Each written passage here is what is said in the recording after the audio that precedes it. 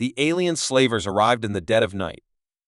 Their ships, black as shadows, hovered over Earth, silent and unseen. The Exilari had conquered many worlds before. They thought Earth would be no different. Humans were weak, small, and fragile. Perfect slaves. With precision, they took millions. Men, women, even children ripped from their homes, caged like animals, and transported across the stars. The humans screamed and fought, but the Exilari only laughed. Every species fought at first. Every species broke in the end. But this time, they had made a mistake. The hell they created, the slaves were taken to Exilari Prime, a world of endless factories, burning heat, and toxic air. Most species died within days. The humans didn't. They coughed, they wheezed, but they didn't fall. Their bodies adapted. Their lungs hardened. Their skin darkened against the heat. The Exilari whipped them, starved them, worked them until their bones cracked. Still, the humans did not die as expected. Instead, they grew stronger. Their muscles became thicker, their endurance unmatched. And worst of all, they learned. They watched their captors. They memorized patrol routes, guard shifts, the way the security gates flickered when the power was weak. They whispered to each other at night, sharing knowledge, planning in the dark. The Exilari didn't notice. They were too busy enjoying their victory. The first kill started with a single act. A human named David, once a soldier on Earth, saw his chance. A guard stood too close. David struck fast. His hands, hardened from labor, crushed the alien's throat. He took the guard's weapon, and before the alarms could sound, he disappeared into the tunnels. The other humans followed. They moved like hunters, striking from the shadows, taking weapons, learning how to use them. The Exilari finally realized something was wrong when patrols stopped coming back. Then, one night, the sky turned red. The uprising explosions rocked the city. Smoke and fire rose from the slave camps as humans poured out, wielding stolen weapons, covered in dirt and blood. They didn't fight like broken slaves. They fought like demons. The Exilari, used to weak and obedient workers, panicked. Their weapons were powerful, but humans were fast. They dodged, weaved, struck with savage precision. They fought as if they had nothing to lose because they didn't. Factories burned. Warships were hijacked. The humans, once scattered and powerless, had become an army. The Exilari sent reinforcements, but it didn't matter. The humans had already adapted. They had learned the enemy's weaknesses, and they had no mercy. The end of the Master's uprising spread across the stars. News of the rebellion reached other slave worlds, and soon humans were freeing not just themselves, but other species as well. The Exilari, once rulers of a mighty empire, were now the ones running, hiding, begging for mercy. But humans remembered. They remembered the whips, the cages, the friends, and families lost. There was no mercy. The Exilari thought they had taken slaves. They thought wrong. The sky split open like a cracked egg, and the world trembled. It wasn't a natural disaster. This was something far worse. The Zakar, a race of highly advanced aliens, had set their sights on Earth. Their ships, dark and massive, covered the sky like a cloud of death. It had been days since they arrived, and humanity had no idea how to fight back. They didn't even know who the Zakar were or why they had come. Cities across the globe fell silent. The Zakar didn't strike with bombs or missiles. Instead, they did something far worse. They brought death without a sound. They wiped out entire cities with strange energy pulses, erasing buildings, roads, and people in an instant. No one had time to escape. Panic spread like wildfire. It was a massacre. The first response but Earth was not without its defenders. While governments crumbled and the world's military forces struggled to form a defense, one small group of people had a different plan. They were the outcasts, the rebels, the ones who had been cast aside by the system. They were the survivors, the ones who didn't wait for orders. They'd been trained for moments like this. Led by Captain Amelia Stone, a former military strategist, the group gathered in the shadows of destroyed cities, fighting back in ways no one had expected. Amelia had once served in Earth's highest ranks, but after a military disaster that was covered up by the government, she had been dishonored. Now, she was leading a ragtag team of soldiers, hackers, and scientists who refused to give up. They had no army. They had no advanced weapons. But they had something the Zakar didn't: Earth's will to survive. The fight begins at first. Their strikes were small, sabotaging Zakar supply lines, disabling communication systems, anything to slow down the invaders. Each victory, no matter how small, was like a spark in a dying flame. But they kept pushing. Each success proved something: Earth could still fight. But the Zakar were not easily defeated. They had technology far beyond human comprehension. They could read minds, control energy, and even warp the fabric of space. They didn't need to launch full-scale attacks. They just wiped out whatever resistance was left. The invaders made one big mistake, though they underestimated humans. The Zakar thought that once they wiped out the world's leaders and military forces, humanity would crumble. But they were wrong. The turning point is the world's survivors rallied under Captain Stone's command. An unexpected discovery shifted the tide. Earth's scientists found a way to hack the Zakar's energy systems. It wasn't perfect, but it was enough to fight back. The rebels, now joined by resistance groups from all over the world, armed themselves with whatever they could find: old weapons, modified technology, and their own fury.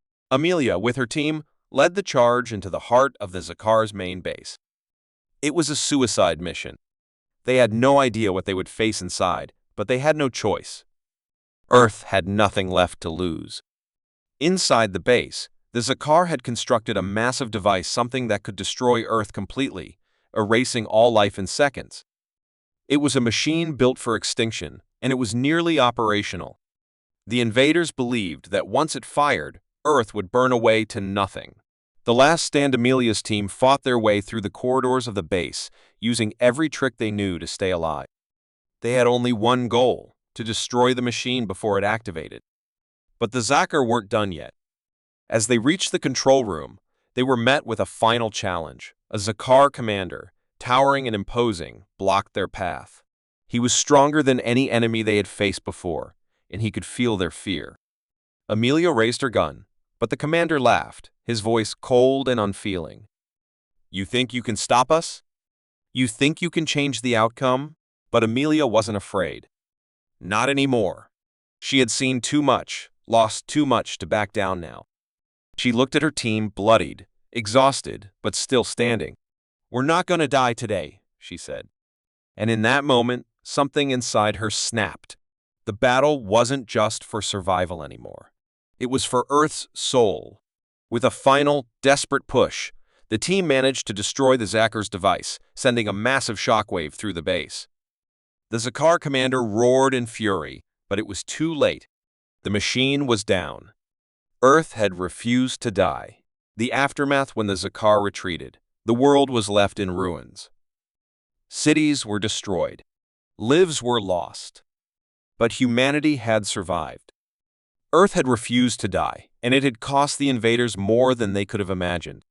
The survivors gathered, broken but not beaten. Captain Amelia Stone stood before them, covered in dirt and blood, but with a look of determination in her eyes. "They thought they could take us," she said, her voice strong. "But Earth will never surrender." The world had changed forever, but one thing was certain: Earth had proved that even in the face of total annihilation, humanity's spirit would never break. The Zakar had thought Earth would fall. They thought wrong. The Zithari were ancient. For thousands of years, they had explored the stars, studying countless species across the galaxy. They believed they had mastered everything: science, warfare, even the very fabric of life itself. But they were fascinated by humans. Their rapid adaptability, their unyielding will to survive. Something about Earth's inhabitants caught their attention. The Zithari saw humans as a puzzle, one they were determined to solve. They had watched Earth from a distance for years. They had studied humanity's wars, its moments of weakness, and its incredible moments of triumph.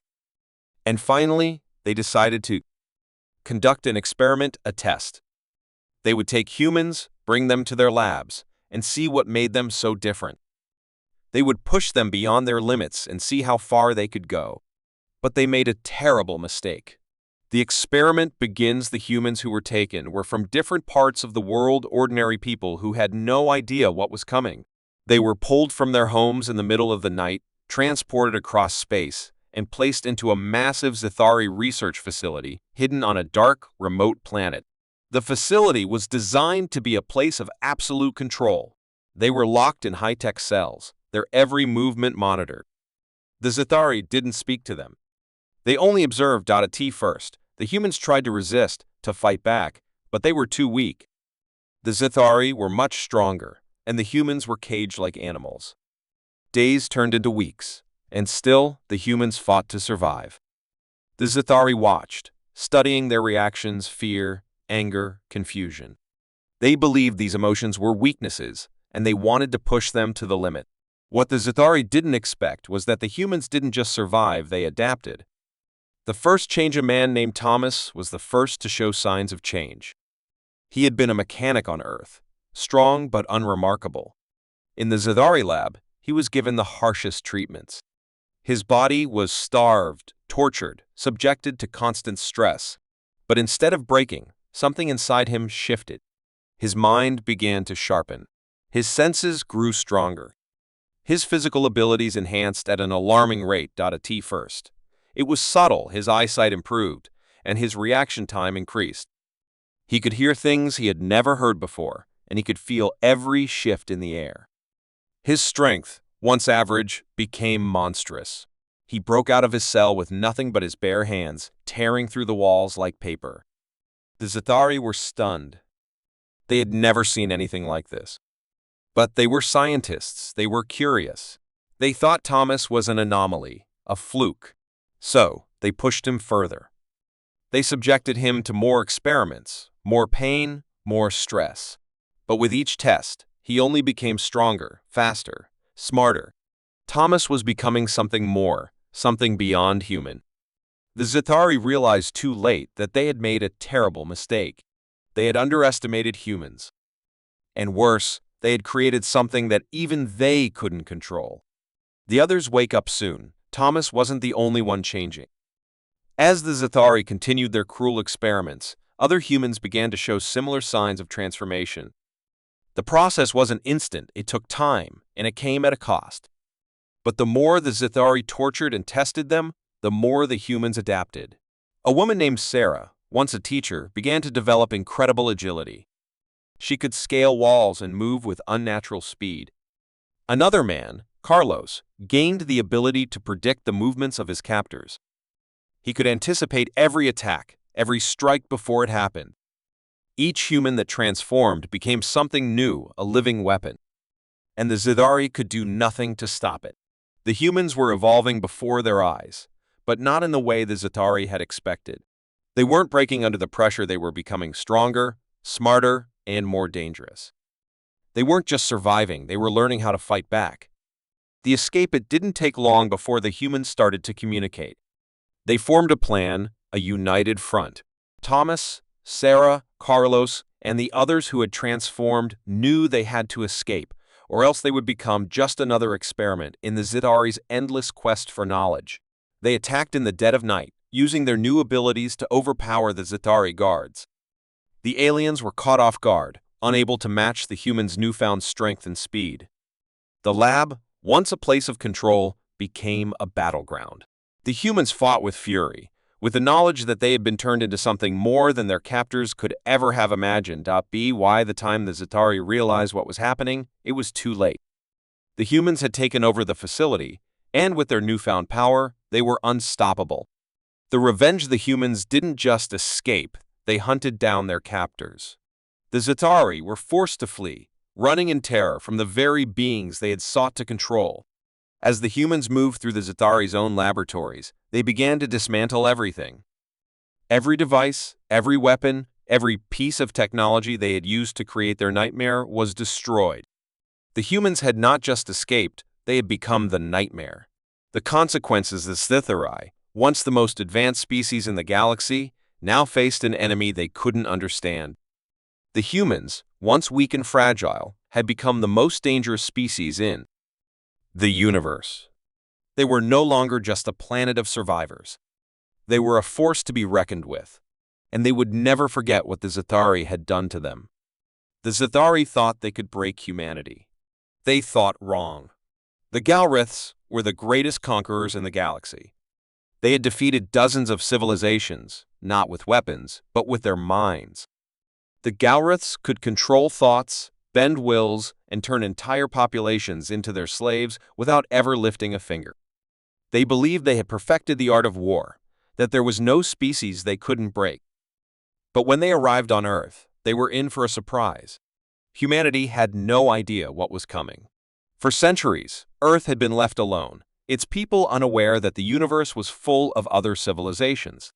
But that all changed when the Galriths arrived. Their ships filled the sky, blocking out the sun. Within moments, they had begun their mind-warping assault. Their power surged through Earth, attempting to take control of every human mind. At first, it seemed like the Galriths would succeed. The streets filled with chaos as people clutched their heads, their eyes glazed over. Governments fell, and the military scrambled to respond, but they couldn't fight something they couldn't see. People turned on each other. Mass panic spread like wildfire. The Galriths believed they had won. But they hadn't counted on one thing: humans' minds weren't as easy to control as they thought. The first resistance in the heart of the chaos. There was a small group of people who didn't feel the Galriths' influence.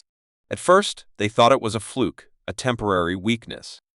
But as the days went on, they realized something was wrong. They weren't affected by the mind control.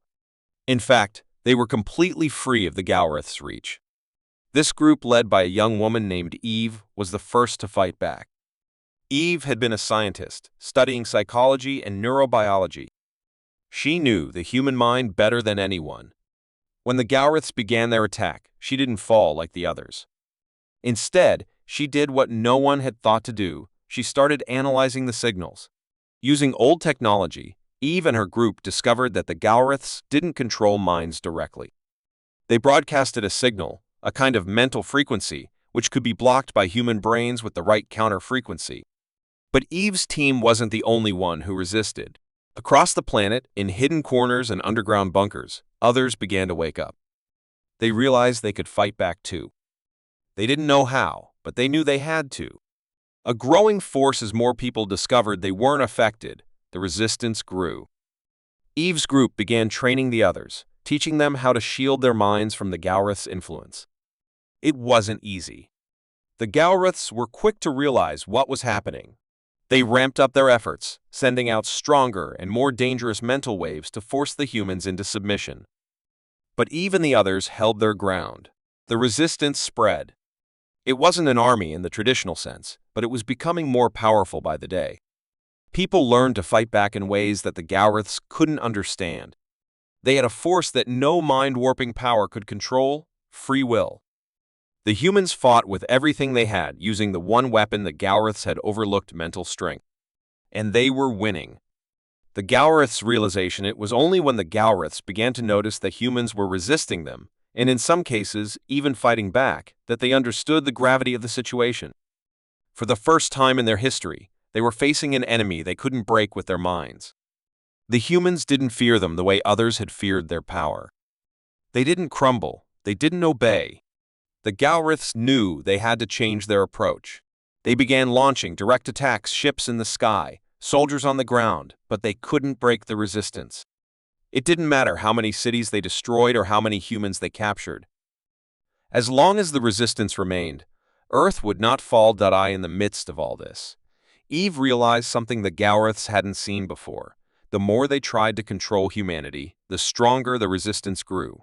It was as if every mind they tried to dominate only pushed others to fight back even harder. The human mind was a puzzle that the Galriths couldn't solve. No matter how they twisted, no matter how they pushed, the humans never broke. The final showdown, the Galriths made one last attempt to take over. They sent their greatest mind controllers to Earth, hoping to crush the resistance once and for all. Eve and her group knew this was their final chance. They prepared to face the Galriths head-on. The battle wasn't fought with weapons. It was a battle of will, a war of minds. Eve and the Resistance faced off against the Galrath's best, pushing their mental shields to the limit. The struggle was intense, the mental waves clashing like thunder. For every attack the Galrath sent, the humans blocked it, countering with their own waves of resistance. They fought with every ounce of strength they had, refusing to let their minds be bent. And then, in the final moment, it happened. Eve unleashed a powerful countersignal, a signal stronger than anything the Galraths had ever encountered. It was so powerful that it shattered the Galraths' control. The invaders, unable to maintain their mental hold, began to retreat. They had been defeated not by force, but by human strength of mind. The aftermath, when the Galraths finally fled, Earth was free. The invaders had underestimated humanity. They thought they could win a battle of minds, but they hadn't understood the one thing that made humans unique. They thought humans were weak. They thought wrong. Humanity had won the war not with weapons or armies, but with the power of their minds. The Galraths had been defeated, and Earth had proved that no matter how powerful the enemy, the human spirit could never be broken. The Ghost Fleet had been thought lost. For years, no one had heard from them. The once mighty fleet of rogue starships, led by Captain Selena Voss, had vanished without a trace after their infamous raid on the Galrath Empire. They had dealt a devastating blow to the Galraths, making them the stuff of legends. But after the battle, the fleet had disappeared, leaving only whispers in the dark corners of the galaxy. The Zitari, a powerful alien race, had no such belief. They knew the Ghost Fleet wasn't gone. They had felt its presence, a shadow lurking in the vast emptiness of space. The Zithari were not foolish. They knew a reckoning was coming. And they had prepared. But even the Zithari had no idea how badly they had underestimated the Ghost Fleet. The unexpected return it began on the outskirts of the Zithari-controlled system, a blip on their long-range sensors. At first, it seemed like nothing, a minor disturbance, easily ignored. But then the Zithari noticed something peculiar. The disturbance was growing, expanding, moving closer. They tried to dismiss it, but the feeling in the air was undeniable. The Ghost Fleet was back. No one had expected it, especially not the Zithari. The fleet had been assumed to be nothing more than a fading myth. But the Ghost Fleet wasn't done. It was far from it. Selena Voss, now older and more dangerous than ever, had led her fleet through the dark void of space, regrouping and rebuilding. They were waiting for the perfect moment to strike back, and the time had come. The Zithari's fear was palpable. They had made their plans for centuries, conquering worlds with ease, but the Ghost Fleet had always haunted their nightmares. And now, it had returned. The first strike, the Ghost Fleet's first move, was calculated and brutal. The Zithari had built a massive space station at the edge of their territory, an unbreachable stronghold they believed would protect them from any threat. But the Ghost Fleet had already infiltrated their systems. In the dead of night, the station's defense systems went silent. Lights flickered and went out. The Zithari scrambled to react, but it was too late. The Ghost Fleet's ships emerged from the shadows, moving like ghosts through the blackness of space. Silent, swift, and deadly. They attacked without warning, disabling the station's power grid in an instant. The Zithari were caught completely off guard. Captain Voss led the attack herself, her voice cutting through the communication channels with cold precision. This is the Ghost Fleet. Surrender or face annihilation. The Zithari refused. They believed their superior technology would overcome any threat. But the Ghost Fleet wasn't just about technology. It was about strategy, cunning, and the element of surprise. They didn't need to fight the Zithari head-on. Instead, they disabled their systems one by one, cutting off their escape routes, trapping them in their own fortress. Within hours, the station was theirs. The Zithari had been forced to surrender, and their forces were thrown into disarray. The Ghost Fleet had struck first and struck hard.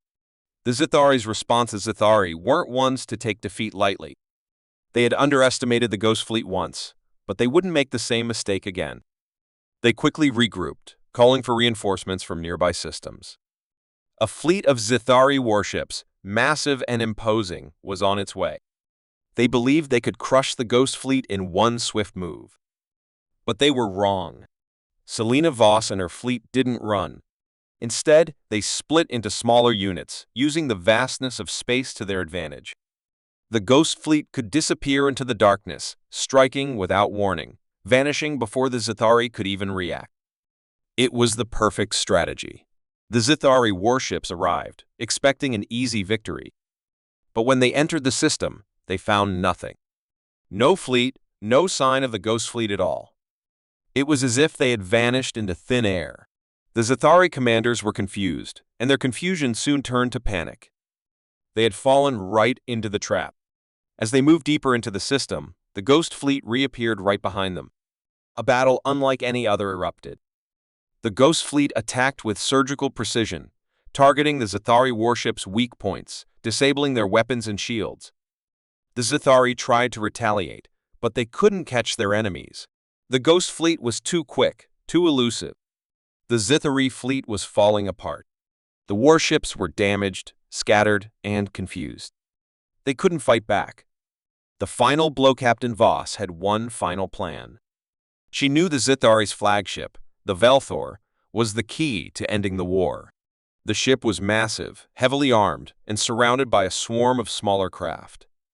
But it was also vulnerable. The Ghost Fleet made one final push. As the Zithari scrambled to protect their flagship, the Ghost Fleet launched a surprise attack on the flagship's vulnerable engines. They struck with deadly accuracy, crippling the ship before the Zithari even realized what had happened. It was the turning point. The Zithari flagship was left stranded, unable to escape. The Ghost Fleet closed in, and one final strike, it was destroyed. The Zithari had been defeated. The Ghost Fleet had won. Aftermath: the Zithari were forced to retreat, their hold on the galaxy shattered. The Ghost Fleet had struck back, not with brute force, but with precision, cunning, and the same unstoppable will that had once made them legends. For the first time in centuries, the Zithari had met their match and lost. Selena Voss stood on the bridge of her ship, looking out at the stars. The Ghost Fleet had reclaimed its place in history. They had been thought lost, but now the galaxy knew the truth. They were a force that could never be ignored. The Ghost Fleet had struck back, and the universe would never forget.